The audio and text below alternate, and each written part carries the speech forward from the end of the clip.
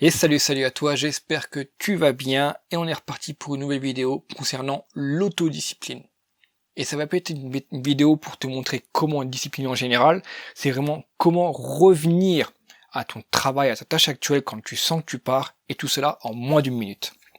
Dans un premier temps, je t'invite à mettre un pouce bleu, à t'abonner à la chaîne pour ne pas rater les prochaines vidéos. Donc comment s'autodiscipliner en moins d'une minute?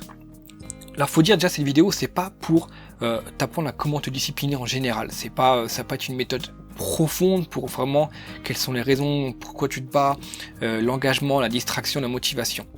Non, ça peut être quelque chose de plus profond. Tu peux avoir beaucoup de détails sur internet, tu as énormément d'articles, c'est un travail de fond à faire sur toi-même.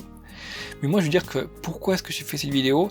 C'est parce que je suis sensible énormément à ça. C'est-à-dire que facilement, je peux partir sur autre chose.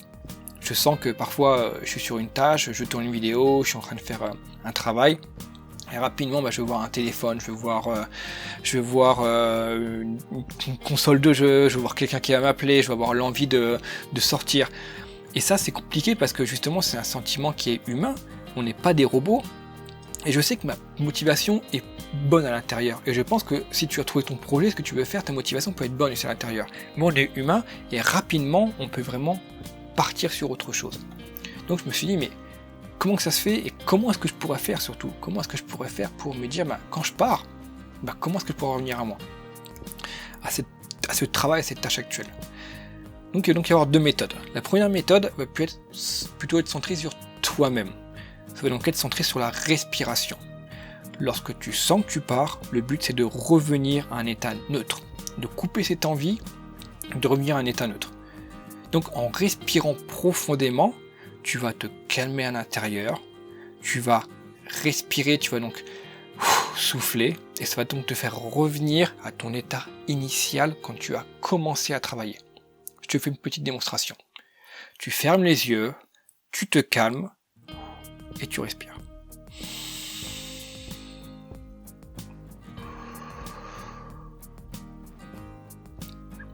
Tu fais cela 2, 3, 4, 5, 6, 7 fois d'affilée, et tu vas sentir qu'à un moment tu vas être plus calme à l'intérieur, tu vas être complètement déstressé, et tu vas en fait oublier cette matière à l'intérieur qui te fait pencher vers le fun court terme, et plutôt rebasculer sur ce qui est important à tes yeux. Et en plus ça va t'aider à te déstresser aussi. Tu vas faire, c'est pas grave, en fait, tu peux respirer un bon coup. Moi, je le fais aussi parfois quand j'ai une épreuve un peu stressante qui peut m'attendre, comme par exemple parler devant du monde. Ça m'est déjà arrivé au travail, avant de rentrer dans la salle. Je respire un grand coup et ça passe. Voici donc pour la première méthode, tu vois, en moins d'une minute, et tu peux utiliser ça sur beaucoup de domaines. La deuxième méthode, ça va être plutôt du visuel. Il faut savoir que quand on a quelque chose sous les yeux et qu'on voit souvent, c'est assez efficace. C'est-à-dire que avec la répétition, en fait, ça va vraiment s'ancrer en nous. On est fait aussi comme ça, on est fait aussi pour la répétition. Ça va s'ancrer en nous, après ça va devenir après normal, et donc cette discipline va devenir naturelle. Et donc j'ai cherché un peu là-dedans, comment est-ce que je pourrais me discipliner par la répétition visuelle. Et en fait, du coup, moi je me suis fait des listes. Je me suis fait principalement une liste, par exemple pour Actovie. Je me dis, en fait, quels sont mes buts? Et j'ai donc décrit tous les objectifs, les buts, et en fait, qu'est-ce qui fera m'apporter vers le succès, quelles seront en fait les récompenses dans cette liste. Et cela, je l'ai fait, par exemple, pour du court terme, au début de la chaîne. C'est-à-dire que je me suis dit, pourquoi est-ce que je devrais faire 2 vidéos par semaine? Quelles sont en fait mes motivations pour ça? Et donc ça, c'est donc placardé contre le mur. Et je l'ai souvent en face de moi. Si je l'ai aussi sur mon téléphone, je l'ai sur un fond d'écran. Voilà, ça me permet vraiment de revenir à ça, et quand j'ai besoin, je vois cette liste. Et donc ça va être les raisons, ça va être d'avoir un certain nombre d'abonnés, ça va être d'augmenter mes qualités, d'augmenter mon élocution, parce que plus je veux faire des vidéos, plus je veux devenir meilleur, etc. Et aussi donner aussi du plaisir aux gens, donner aussi de l'enseignement aussi aux gens, principalement. Et donc toute cette liste-là, ça va vraiment m'aider. Et quand je sens que je pars, je regarde la liste qui est au mur, et ça m'aide énormément. Ça va être aussi lié aussi à un tableau, c'est aussi une autre idée. C'est-à-dire par exemple si ton but c'est donc de perdre du poids, et ben tu peux avoir un tableau avec différentes photos. Ça peut être par exemple la plage, si tu souhaites te sentir bien dans ton corps cet été pour la plage.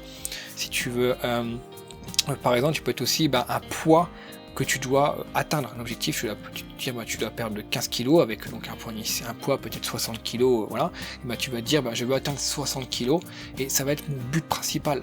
Ça peut être aussi peut-être une photo de toi auparavant où tu te plaisais, peut-être pour retrouver un peu ce corps qui te plaît, où tu te sentais vraiment très très bien à l'intérieur. Ça peut être pour tout aussi, pour arrêter de fumer. Ça peut être énormément de choses que tu peux utiliser. Enfin, le troisième fait pour le troisième indice visuel qu'on peut aussi avoir, ça peut être aussi quand tu vas avoir un objectif aussi dans le temps. C'est-à-dire que, par exemple, tu peux avoir un calendrier, tu dois rendre par exemple un projet dans 3 semaines, on est donc le 1er du mois, tu dois le rendre ça le 21, on va dire, du mois, et donc tous les jours, donc sur ce calendrier, tu vas donc afficher au mur, tu vas donc mettre une croix tous les jours. Ça, tu vas voir un peu le temps qu'il te reste, ça va te mettre aussi une petite pression visuelle, ça va être parce que tu as aussi une obligation, l'obligation est souvent plus forte que l'envie, lorsque tu dois faire un projet, par exemple, on doit aller au travail, tous les jours, c'est une obligation, et là t'as pas besoin de motivation, on est vraiment super discipliné pour ça.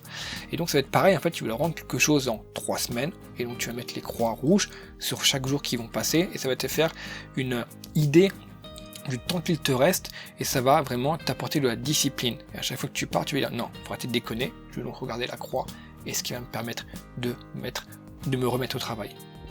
Voilà pour cette vidéo, j'espère que ça t'a plu, que ça peut vraiment t'aider. L'autodiscipline, c'est une des clés du succès, et vraiment essaie de trouver des petites méthodes, et donc partage-les aussi dans les commentaires. Ça pourra aider d'autres personnes autour de toi, autour de nous, autour de cette chaîne, autour de cette communauté que j'ai vraiment envie de bâtir tous ensemble. Et je te dis à très très bientôt sur Actovie, porte-toi bien, ciao.